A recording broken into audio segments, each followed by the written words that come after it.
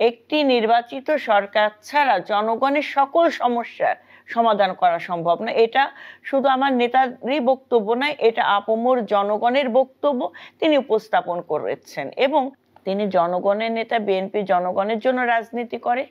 তার যে নির্দেশনা, সেই নির্দেশনা অনুযায়ী মাঠ পর্যায়ে আমরা যারা আছি আমরা কাজ করে যাচ্ছি এবং আমরা বিশ্বাস করি জনগণই আমাদের সবচেয়ে বড় শক্তি এবং সেই শক্তি নিয়ে ইনশাল্লাহ আমরা আগামী দিনে আমাদের কর্মপন্থাগুলো প্রস্তুত করব। যদি এখানে জনাব তারেক রহমানের কথাটি আসলো, তিনি লন্ডন থেকে যেসব বিবৃতি দেন বেশিরভাগ জায়গায় তিনি দেশের অগ্রগতির কথা বলেন, জাতীয় ঐক্যের কথা বলেন। নির্বাচন সেক্ষেত্রে একটা প্রসঙ্গক্রমে তিনি মাঝে মাঝে নিয়ে আসেন। তবে স্থানীয় নেতৃবৃন্দ বা জাতীয় পর্যায়ের নেতৃবৃন্দ যারা আছেন তারা তাদের কথায় প্রধান করে রাখেন একটি জাতীয় নির্বাচনকে এবং সকল সমস্যার সমাধান হিসেবে এটিকে দেখেন। এখানে এক ধরনের মত পার্থক্য নির্দেশ করে কিনা, কি বলবেন? না, মত পার্থক্য নির্দেশ করবে না। আসলে আমাদের আলটিমেটলি মানে সারা বাংলাদেশের জনগণ দীর্ঘ 17 বছর যাবৎ তার ভোটের অধিকার, গণতান্ত্রিক অধিকার থেকে বঞ্চিত হয়ে আছে। সেই জায়গায় গণ অভ্যর্থনার মাধ্যমে আপনার স্বৈরাচারের পতন ঘটেছে। বাংলাদেশের জনগণের কাঙ্ক্ষিত যে দীর্ঘ 17 বছর যাবৎ জনগণ তার ভোট দিয়ে তার সরকার প্রতিষ্ঠা করতে চায়, হ্যাঁ, এবং সে চায় তার জনপ্রতিনিধি, তার সরকার, জনগণের সরকার আগামী দিনে রাষ্ট্র পরিচালনা করবে। এটাই হচ্ছে আমাদের ফাইনাল গোল। এটা অ্যাজ এ পলিটিশিয়ান হতে পারেন, বলতে পারেন, রাজনৈতিক কর্মী হিসেবে হোক আর আপনি সাধারণ নাগরিক হিসেবে, এটা কিন্তু আমাদের সকলেরই মানে মেইন গোল।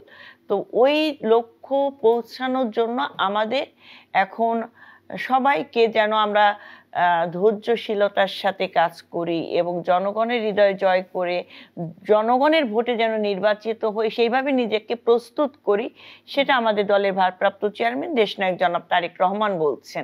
এবং একই সাথে তিনি এটাও বলছেন যে একটি নির্বাচিত সরকার ছাড়া জনগণের সকল সমস্যার সমাধান করা সম্ভব না। এটা শুধু আমার নেতারই বক্তব্য নয়, এটা আপামর জনগণের বক্তব্য তিনি উপস্থাপন করেছেন। এবং আপনি দেখেন বিএনপির ভারপ্রাপ্ত চেয়ারম্যান তিনি সকল দলের সাথে মতামতের মাধ্যমে তিনি 31 দফা রাষ্ট্র মেরামতের 31 দফা জাতির উদ্দেশ্যে উপস্থাপন করেছেন।